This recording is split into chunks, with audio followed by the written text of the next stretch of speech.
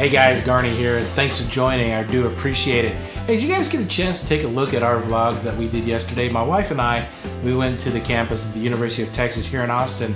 Spent a few hours out there strolling around and reminiscing. I've known her for 30 years. Love you, Gene.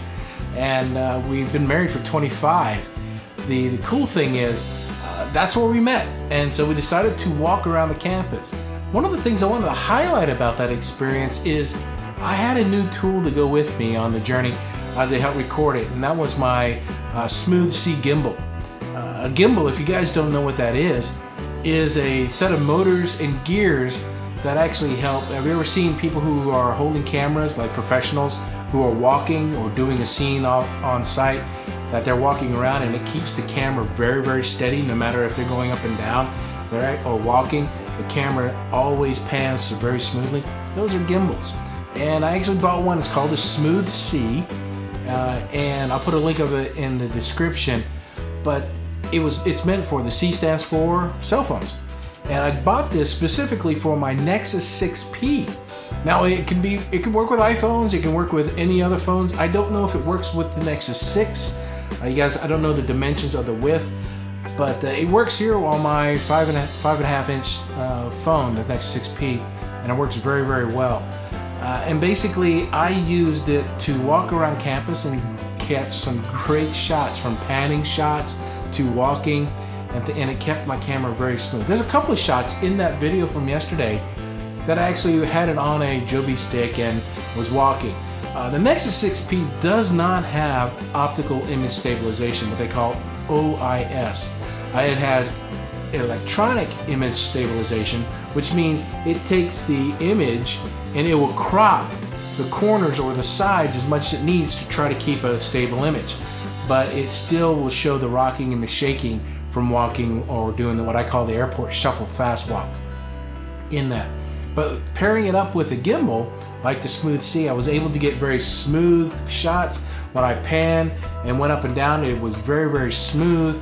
I liked it a lot. I really did. I wish I had it when I went to Africa, because a lot of the safari rides, you're bouncing in the back of the truck and things like that. There was no way to capture video on my Sony 6000 or even on this Nexus 6P. Even on the iPhones or Samsung, they were still very shaky rides from that. If you paired it up with a gimbal, you would still have some shake, but it would have been a lot smoother, so you would have been able to capture a lot more video or more quality video for viewing later. So like I said, I wish I had it back then. I really wish I had it when I was at Puerto Vallarta or even Cancun. It's just an excellent set of technology. I will have it when we go to Miami, and I also have it when we go to Paris in September. So I can't wait for that, to be able to do some walking around the Champs-Élysées with the Smooth C to capture some good photos and some good video on that platform.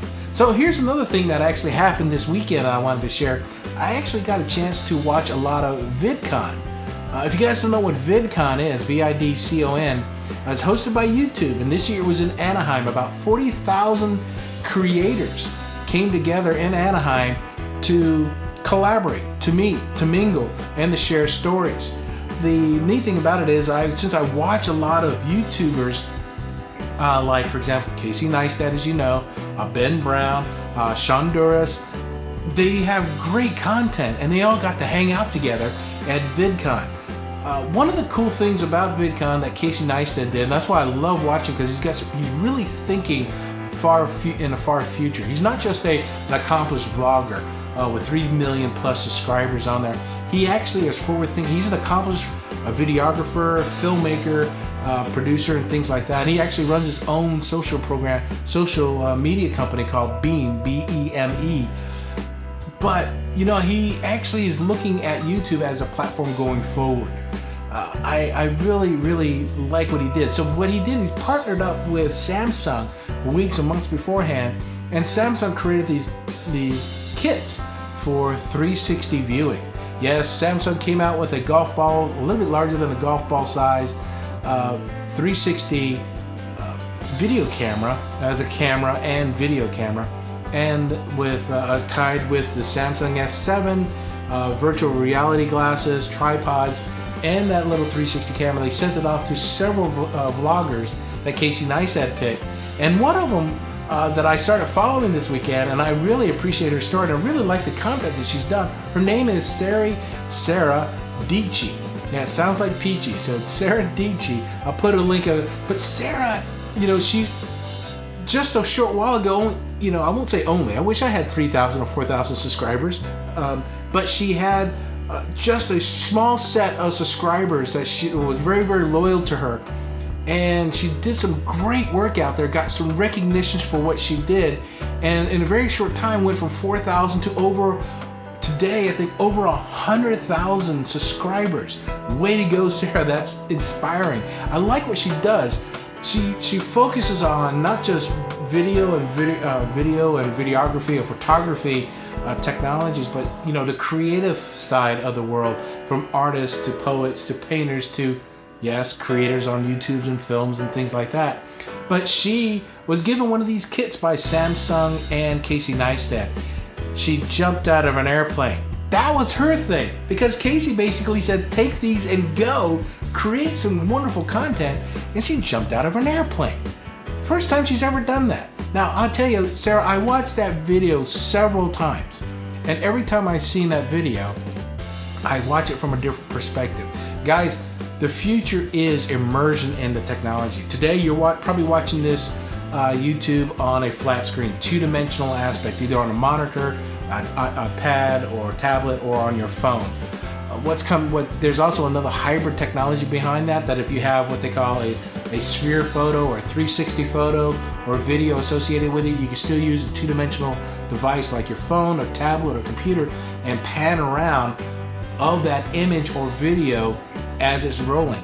Now, the next step is immersion in that video or in that photo.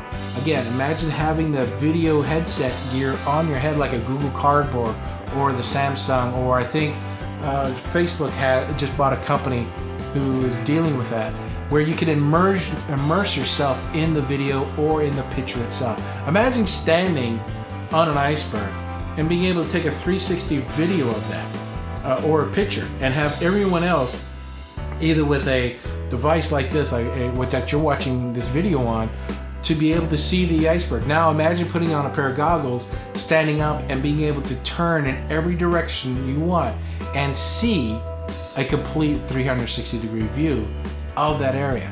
Pretty cool technology. I can't wait to get involved with that. In fact, I'm guessing here in a real short amount of time, I will be getting involved with that. And I can't wait to share that with you, because that's called immersion. And it's exciting because it's the next level. Imagine watching a movie in that, being in the scene. Like the original Jurassic Park, can you imagine being there? I mean, not just three-dimensional, but actually being there and be able to look around and immerse with that. What about being able to walk on the moon, or in a rainforest, or on an iceberg, to be able to have that full immersion of being there? What would it do for science? I know it's big. Google is really good at that technology. Microsoft has come out with stuff. Facebook invested in this stuff. There are a whole bunch of companies out there who are getting into virtual reality.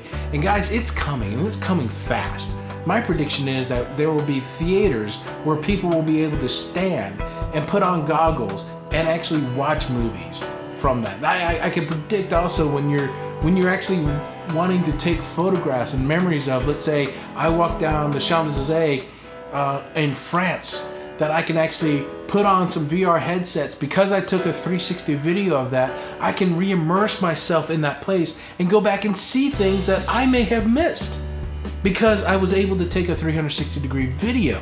I may have totally walked past a store or a shop or a piece of art that I would have never seen before until I come back and look at photos. Have you ever done that? Looked at photos and said, oh, that was something neat in the background. Isn't that something? This is what I'm talking about, is the full immersion of that technology.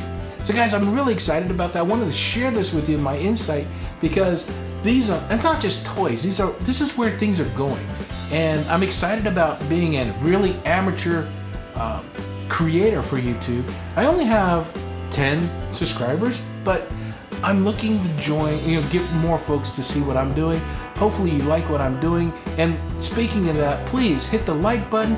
And if you want to see more about what I'm doing and all the future stuff that I'm going to be doing, from travel and family and relationships and technology that I'm involved with, please hit that subscribe button. Hey guys on Facebook, thank you for watching. Thank you again. I really appreciate all my friends that are out on Facebook who are watching this. Please go on out to YouTube, to my site again, youtube.com/GardyBowling. Go to my site, hit the subscribe button, and give me your support. And I promise you, I'll do the best I can with some great creative content that I'm going to give you, because I love sharing. And in fact, on that 360 stuff, I'm going to suck at first. I'll be honest with you. I will suck when I first started. But you know what? You have to suck for the very first time to get better at it. So anyway, guys, thought I'd share that with you. Love you lots. Hopefully you guys will be back tomorrow. I will see you all tomorrow. Have a great day. Peace.